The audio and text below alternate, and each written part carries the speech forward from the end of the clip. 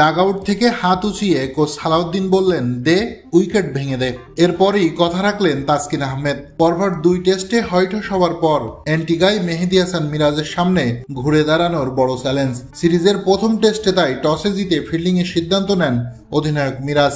আর বল হাতে পেয়ে শুরু থেকেই ক্যারিবীয়দের চেপে ধরে তাসকিন শরীফুলরা। যেখানে ক্যারিবীয় অধিনায়ককে এলবিডব্লিউর ফাঁদে ফেলে বাংলাদেশকে প্রথম সাফল্য এনে দেয় তাসকিন আহমেদ। দলীয় 25 রানে প্রথম উইকেট হারায় ওয়েস্ট ইন্ডিজ। এরপরের ওভারে আবারও আক্রমণে এসে সফল তাসকিন। অনডাউনে নামা কেসিকাটি তাসকিনের সেই বলটিতে ফিলিপ করতে গিয়ে মিড অনে ক্যাচ দেন তাইজুলের হাতে। শুরুতেই 2 উইকেট হারিয়ে মাথায় চাপ নিয়ে লাঞ্চে যায় ওয়েস্ট ইন্ডিজ।